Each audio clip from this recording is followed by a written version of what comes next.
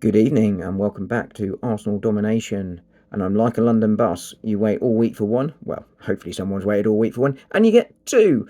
Turn up at once.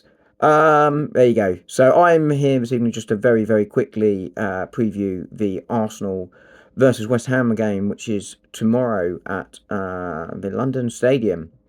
Happy Hunter Ground, of course, last year for Arsenal, that huge win and that absolute demolition of West Ham.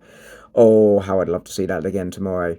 Um, but let's see what happens. But Arsenal on a roll, but West Ham, of course, coming into the game on the back of that win at Newcastle. So a tasty London game in the offing then, really. So what's the team news? Well, as always, Mikel Arteta not being very forthcoming, I think is safe to say at the press conference this morning, confirming only that White and Tomiyasu are out, that some players haven't fully trained, and that he didn't know the situation on Gabriel, who of course was substituted off for that big win midweek, feeling some discomfort.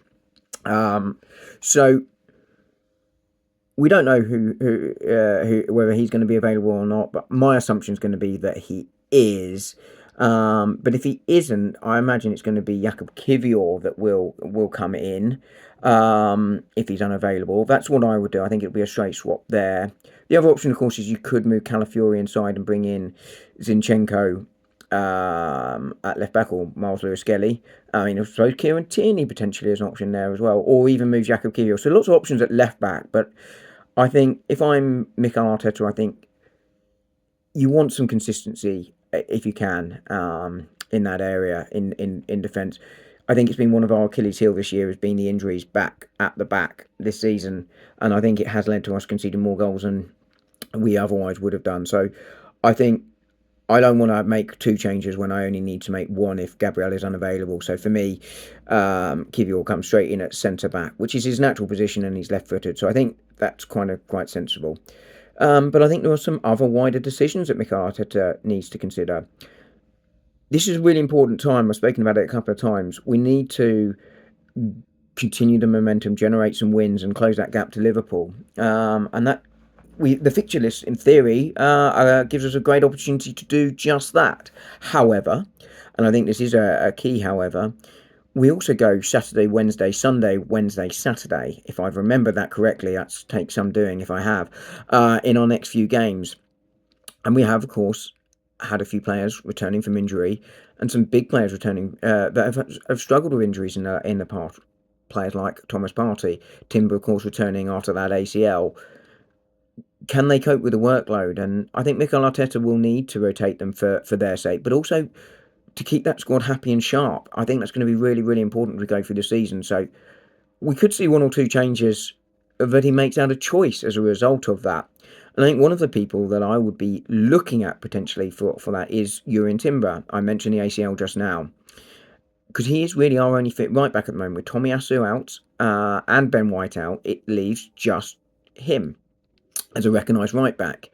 And if anything were to happen to him, I think that could be potentially serious.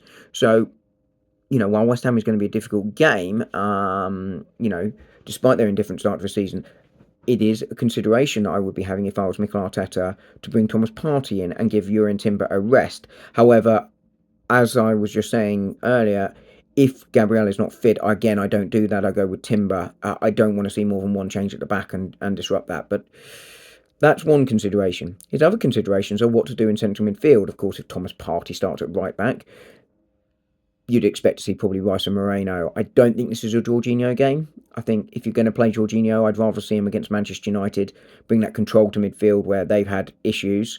So I think I'd go for the power of Rice and Moreno in the middle there. And I like the control and balance that Moreno has brought in his performances with Calafiori down that left side. I think that's starting to sort of look like a more settled area for us when he plays in that role. But again, another area where he's going to have to make a choice. And speaking of that left-hand side, does he go Trossard or does he go Martinelli? Both have started to find a little bit of form. Trossard, okay, it's only one game where he found that sort of bit of form, but, that's a good sign. I think away from home, feels like to me a Martinelli game, which makes me sort of lean towards a Moreno Rice midfield with Odegaard ahead of them, because I just like that sort of triumph of Rice.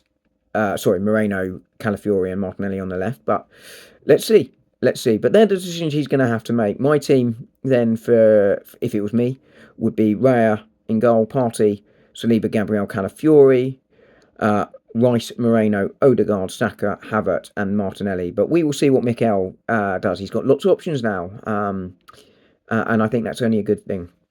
Briefly on West Ham, then. Look, they've had a mixed season. I think really clear. New manager coming in, Locatelli. He will be, of course, not in the dugout tomorrow. He is suspended after that yellow card against Newcastle on Monday. But as I mentioned earlier, they're coming into the back of this game, despite the mixed season, on the back of a very, very good win against Newcastle. And they've had that extra day or two's rest, really. Arsenal obviously having to travel back from Portugal after the game on Tuesday. But they are missing some players. Kudos is still suspended. He's going to be a big, big miss for them. But they do welcome back Alvarez into midfield. And the centre midfield that I don't think has looked particularly good this season. And I think that's an area where Arsenal need to dominate. And that's where I was talking about that power and control that Moreno Rice midfield even sort of comes in. So I think that will be a key area. But we'll see what West Ham do. Apparently, there's some doubts over a couple of other players. I suspect that's mind games. Mikel Arteta, of course, the king of mind games, but Locatelli getting in on the act too. Not a surprise. And I suspect West Ham will sit back and try and play on the counter. They've done that really effectively this season. They are one of the best teams in the league at winning the ball back and turning over possession, particularly on the ground, interestingly enough. And again, that aerial height Arsenal have, maybe that can help undo West Ham a little bit. And they're slightly less dangerous going forward. I think they will look to play on the counter. And Jarrod Bowen presumably will be the main threat there.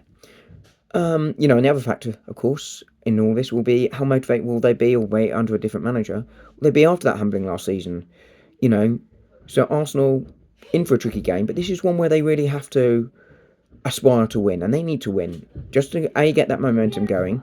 But secondly, and I think this is really, really important, is this is the type of game you can't lose if you want to win a league title, particularly when you've got to play catch up on Liverpool. So pressure on Arsenal tomorrow. But one I think they can win and should win, regardless of the team Mikel Arteta chooses to put out. Lastly, and very, very quickly, Thomas Partey, Mikel Arteta today was asked about a new contract for him. He was very relaxed and non-committal about it, which will be a surprise to no one, or should be a surprise to no one. But it's a difficult one for me. Thomas Partey is an excellent player. He's shown that this season. But it is hard to ignore his injury history. So do you sign him to a new contract, or do you let him walk? I think if we sign him to a new contract, I think he probably becomes more of a squad player. And I think he's a player that needs to play all the time to see the best of him. I think that's what we've seen with Thomas Partey this season, is by playing regularly, he is back to his best. And the Thomas Partey we signed from Atletico Madrid, does he get that going forward? And does that mean we've seen the best of him? I think that's a decision Arsenal have to sort of weigh up in their mind. I think on balance, given I expect this to be Jorginho's last season, and Arsenal will want to bring in probably two forwards and possibly another defender if Kivior moves on this summer, which maybe he will, or Zinchenko moves on. So, possibly two defenders coming in. Suddenly, with two central midfielders, two forwards, and a new goalkeeper needed, because Neto, of course, on loan. So there's a lot of work for Arsenal to do this summer, 7 signings. So I think probably when I look at it on balance, you sign Thomas Partey to a new 2-year deal. Protect that asset, protect that value a little bit, and just give yourself a little bit less to do in the summer. Unless Arsenal do something in January. We don't know. I'm leaning towards not. I think it's less likely than more likely, but we will see. But anyway, guys, that's a quick preview of Arsenal v West Ham and a quick discussion on Thomas Partey and his new contract. Let me know what you guys think in the comments. Please like, subscribe, and all that stuff. That would be excellent. Have a good weekend, and I will be back after the Arsenal-West Ham game with a quick summary of my thoughts on the game, and hopefully we'll be celebrating another big Arsenal victory. Have a good evening, guys. Bye.